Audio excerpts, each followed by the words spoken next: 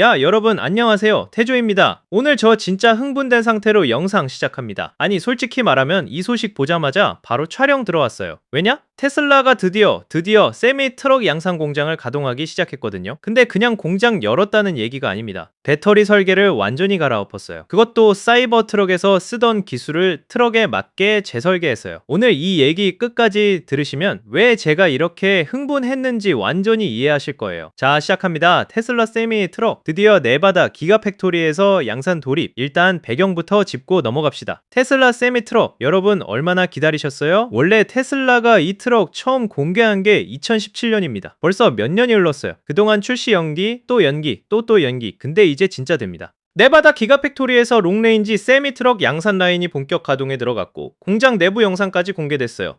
그리고 이번에 공개된 팩토리 영상을 보면 진짜 규모가 어마어마해요. 애슐리 벤스라는 기자가 직접 네바다까지 날아가서 공장 내부를 취재했는데 2026년 4월 10일에 그 영상을 공개했거든요. 새 운전석도 보고 직접 주행도 해봤다고 하더라고요. 이분이 트위터에 올린 글에서 수천 대의 전기 트럭을 뽑아낼 준비를 하고 있다고 했어요. 수천 대예요, 수천 대. 그냥 소규모 시범 생산이 아니라 본격 양산 체계를 갖췄다는 겁니다. 롱레인지 세미, 목표 주행거리 500마일 자, 이 트럭의 스펙부터 볼게요. 롱레인지 세미 트럭의 목표 주행거리는 실주행 기준 500마일입니다.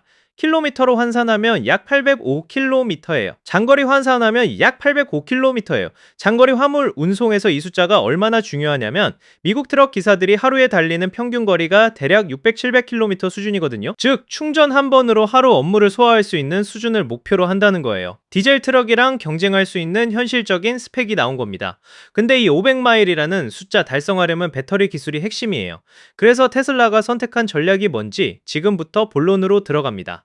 사이버 트럭 배터리 셀을 세미 트럭에 이식한다. 테슬라 세미의 롱레인지 배터리 팩은 사이버 트럭에 들어가는 것과 동일한 4680 폼팩터 셀을 사용합니다. 460, 80이라는 숫자 아시는 분들도 있겠지만 잠깐 설명할게요. 지름 46mm, 높이 80mm인 원통형 배터리 셀이에요. 테슬라가 자체 개발한 차세대 배터리 규격인데 기존 2170셀 대비 에너지 밀도와 생산 효율이 크게 개선된 포맷이에요. 사이버 트럭도 쓰고 모델 Y도 쓰고 이제 세미 트럭도 씁니다. 테슬라 입장에서는 생산 라인을 통합할 수 있으니 비용이 내려가고 대량 생산 노하우를 그대로 활용할 수 있으니 품질도 안정화되죠. 이게 다른 완성차 업체들이 테슬라를 무서워하는 이유 중 하나예요. 한 플랫폼에서 검증된 기술을 여러 모델에 효율적으로 퍼뜨리는 능력이 탁월하거든요.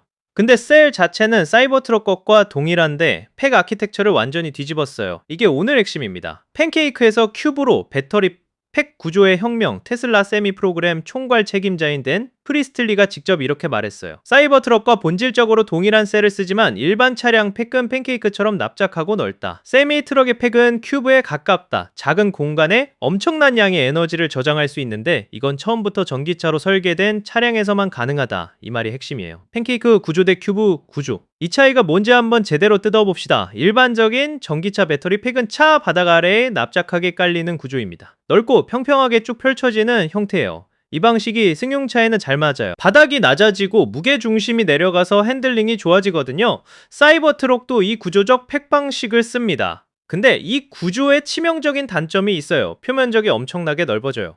납작하게 퍼진 형태니까 위아래로 열이 빠져나가는 면적이 크고 외부 환경에 노출되는 부분이 많아져요. 날씨가 추우면 열이 줄줄 새어나가요. 트럭이 주차장에 밤새 세워져 있으면 배터리 온도가 뚝 떨어지고 아침에 출발할 때 배터리가 제 성능을 못 내는 거죠. 반면 큐브 구조는 4680셀을 높고 촘촘한 수직 스택 방식으로 쌓아 올립니다. 같은 에너지 용량을 담으면서도 겉으로 노출되는 표면적이 훨씬 줄어들어요. 물리학적으로 부피 대비 표면적이 가장 작은 형태가 정육면체에 가까운 구조거든요. 공장 영상을 보면 이 모듈들이 연두색과 노란색 계열의 대형 직육면체 형태로 셰시에 직접 장착되는 걸 볼 수 있어요. 왜 이게 중요한가? 한랭 기후에서의 전기트럭 생존 문제. 자, 이제 이 구조 변화가 왜 필요했는지 현실적인 맥락을 짚어볼게요. 사이버 트럭 같은 전기차들 실제로 겨울에 주행 가는 거리가 얼마나 줄어드는지 알아요? 테스트 결과들을 보면 20%에서 최대 40%까지 줄어들었습니다. 힘들어요. 겨울 조건에 따라서요. 이 기사 쓴 사람도 직접 경험을 공유했는데 펜실베이니아 겨울에 전기차 타다 보면 충전을 훨씬 자주 해야 한다고 했어요. 맞아요. 실제로 리튬이온 배터리는 저온에서 내부 화학 반응이 느려지거든요. 사용 가능한 에너지가 줄고 게다가 배터리 자체를 데우는데도 전력을 써야 하니까 이중으로 손해예요. 승용차 오너야 뭐 조금 불편하면 그만인데 장거리 화물 트럭 기사한테는 이게 생존과 직결되는 문제예요. 캐나다, 스칸디나비아, 미국 북부 지역에서 영업하는 트럭 기사들 생각해봐요. 영하 20도 한겨울 야외 주차장에 트럭 세워놨다가 아침에 출발하려는데 배터리가 40% 방전돼 있다고? 계획한 루트를 못 달리고 중간에 예상 못한 충전소를 찾아야 해요. 그러면 화물 납기가 밀리고 운송비가 올라가고 물류업체 입장에서는 디젤 트럭 대비 경쟁력이 확 떨어지는 거예요. 기사 본문에서는 이걸 전기 트럭의 조용한 암살자라고 표현했어요. 테슬라는 이 문제를 큐브 구조로 정면 돌파한 거예요. 배터리가 스스로 따뜻함을 유지하는 원리, 큐브 형태로 만든 팩은 표면적이 줄어드니까 배터리 내부에서 작동 중 발생하는 열이 밖으로 빠져나가는 속도가 느려져요. 배터리 팩이 스스로 보온재 역할을 하는 셈이에요. 주행 중에 발생한 열이 팩 안에 머물면서 셀들을 적정 온도 근처에 유지해줘요. 트럭이 밤새 주차돼 있어도 온도 하강폭이 기존 구조보다 훨씬 작아지는 거죠. 근데 테슬라는 여기서 멈추지 않았어요. 큐브 구조에 더해서 고급 열 펌프 시스템까지 결합했습니다. 이 시스템은 전기 모터, 브레이크, 심지어 외부 공기에서 나오는 폐열을 회수해서 배터리로 다시 돌려보내요. 기존 전기차들의 수동적인 열 관리 방식과 달리 이건 폐기될 열 에너지를 적극적으로 재활용하는 능동 시스템이에요.